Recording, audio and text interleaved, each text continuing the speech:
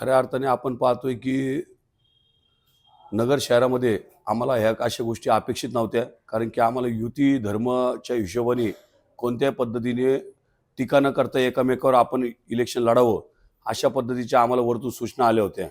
परंतु आपण पाहतोय की खऱ्या अर्थानं हे भाजप आणि राष्ट्रवादीचे जे गुंड लोक आहेत, ते गुंड लोक डायरेक्ट वेगवेगळ्या पद्धतीने जाधवांच्याच प्रभागात नाही तर आज काल रात्री पहाटे 4 वाजता माझ्याही प्रभागामध्ये त्या ठिकाणी आले आणि एक गाडी ज्या ठिकाणी मी घरी असताना त्या ठिकाणी गाडी होती. त्या गाडीमध्ये पण पैसे आहेत असं खोटं बनाव करून लोकांसमोर वेगळं चित्र निर्माण करण्याचा प्रयत्न केला. परंतु प्रशासन हे आमच्यासोबत असल्यामुळं प्रशासन त्या ठिकाणी त्वरित आलं. मी फोन केला, प्रशासन आलं आणि त्या ठिकाणी त्वरित त्या लोकांना तिथून हाकलून दिलं. आपण पाहतो की अक्षरशः पूर्ण म्हणजे एकदम पूर्ण दारू पिलेले सगळे मुलं होते. म्हणजे कोणत्याही पद्धतीचे म्हणजे जाणीवपूर्वक इलेक्शन कसं कसं खराब करता येईल या पद्धतीचं काम हे नगर शहरात चालू आहे.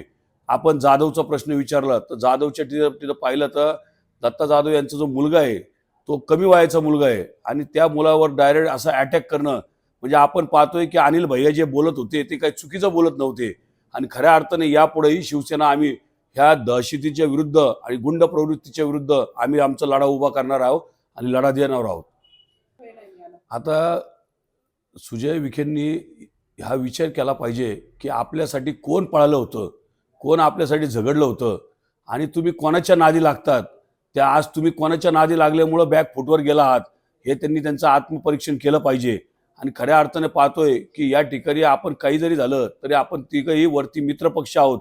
तुमचं खासदारकीला आम्ही कामं केलेत, मनापासून काम केलंय.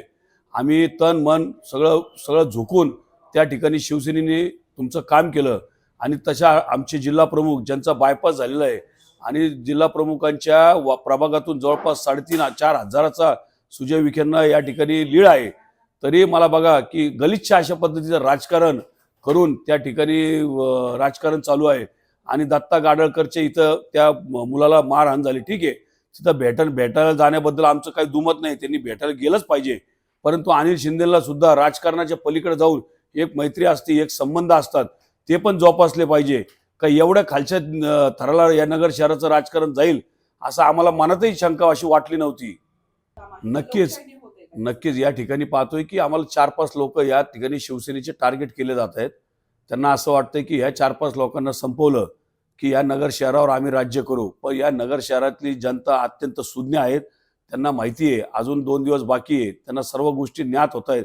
हे जेवढ्या काही गोष्टी घडू राहिल्यात त्या खऱ्या अर्थानं या नगर शहराच्या जनतेला कळावं यासाठी देव घडून आणून राहिलेला आहे.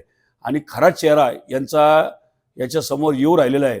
तर माझ्या मायबाप जनतेला विनंती आहे की आपलं संरक्षण करण्यासाठी जर एक हाती कोणाच्या ठिकाणी सत्ता गेली तर तुम्हाला माहिती आहे या ठिकाणी नगर शहराचं वाटोळं झाल्याशिवाय राहणार नाही.